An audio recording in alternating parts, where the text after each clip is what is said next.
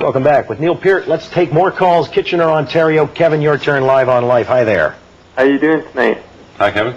I have to say right off the bat, as a frustrated drummer, for years I've been inspired by your lyrics and driven by your drumming since the 70s. Great, I really appreciate your work and sharing it with us. Really enjoyed your book, The Masked Rider, that I recently read. I was wondering if you'd had a chance to travel in Nepal at all? No, I haven't. I was planning a trip one time that way and then over through Tibet, but they kind of closed the border on us, so we were trying to cross from there into China, but we weren't able to go, but I do hope to go there sometime. I was there about 6-7 years ago. I'd highly recommend that country. Looking forward to your July 2nd show. Okay. Thanks a lot. July 2 where? In Molson Amphitheater in Toronto. Fair enough. We can talk about the upcoming tour, too, but he did mention the book. The Masked Rider, about cycling in West Africa. You're a nut for cycling, aren't you? Well, I've done a lot of bicycling, and I took my bicycle on the road with me for about 10 years, and at the same time I happened to be working on prose writing in the same methodical way. I found a friend who was an unemployed writer, and he was a Stanford and Columbia graduate, and I kind of hired him to be my freelance editor, and I would travel and then turn that into a narrative and then pass it along to him and learn how to write, basically, and how to effectively communicate and convey images and characters and so on. What drew you to Africa? Fascination. First I went to East Africa because wildlife, I loved that, and to see the Serengeti Plain and to see the Mount Kilimanjaro. I did the climb of that. And what I learned when I was in East Africa, that you go to East Africa for the animals, but West Africa for the people. So I really wanted to go there, and I found a little company called Bicycle Africa that did little tours in West Africa. So I signed up, and there were only 4 clients on the whole trip. It'd taken them 2 years to attract 4 people to go on this trip through Cameroon. How long were you there? A month.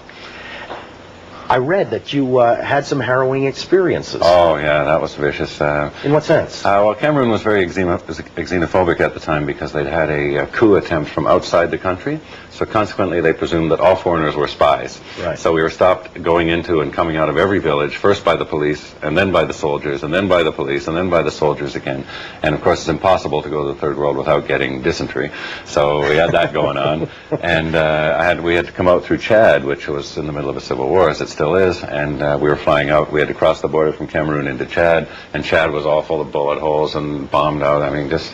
It was a nightmarish experience, that part of it. They took our passports away and weren't going to let us leave unless, you just don't know who to bribe in a case like that. Yeah. So, did you not also have a soldier train his machine gun on you? yeah, a drunken soldier who thought he'd found a live one, Oh, dear. Yeah. That's no way to end up somewhere in West Africa. It makes a nasty obituary. I was going to say, it's just not in the cards. I could write a better one. But it makes for a great read. The Masked Rider is a book. We should mention Pottersfield Press. Pottersfield Press, published here in Canada. All right, with Neil Peart. Let's go to St. Stephen, New Brunswick, and Alan's turn live on Live. Hi there, Alan. Hi there, John. Hi, Mr. Peart. Hi, Alan. It's a pleasure talking to you. I'd just like to get your comment on what I perceive anyway to be the reemergence of technique in music. We've gone through a little so-called grunge revolution where it's been lo-fi, do-it-yourself, which has been refreshing.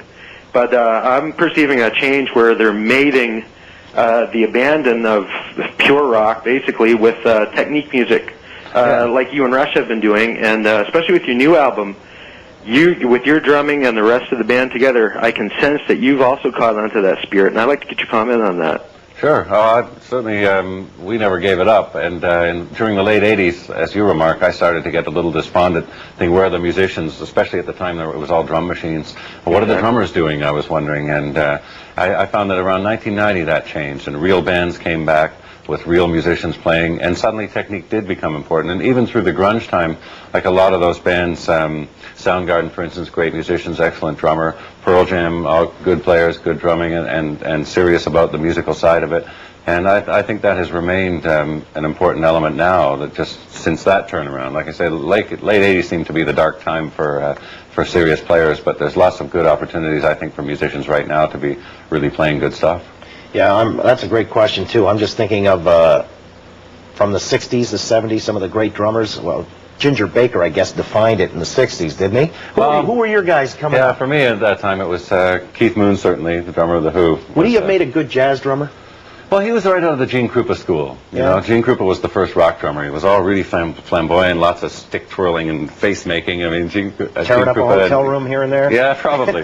And Keith Moon was definitely in those footsteps of making a performance spectacle out of it, too. But there were a lot of great people around then, and the first drummer of King Crimson, Michael Giles, was a big influence on me, and it was all a very technical and interesting approach to playing drums. But it goes through revolutions. You know, I've noticed after that period, music got too difficult, and kids in garages couldn't play it, so they rebelled, and we got punk music.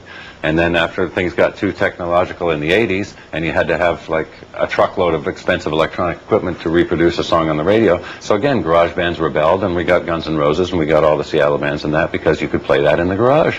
And I totally understand that. You know, I came from the garage in the basement too. Sure. And those are where the rebellions always come from. The music industry might try to pull the strings and market things and package things, and that works for a little while. But sooner or later, you know, there's a revolution out of the garage that stops it all cold and sends everybody scrambling off to Seattle to sign all the bands, or Manchester, or wherever it happens to be. Yeah, places that Right. you wouldn't necessarily expect. There's a burgeoning scene out in the East Coast in It Halifax. shows you where the power lays, though. Yeah. It's in the garage, not in the boardroom. Yeah. Mickey Dolenz, was he any good? Sadly.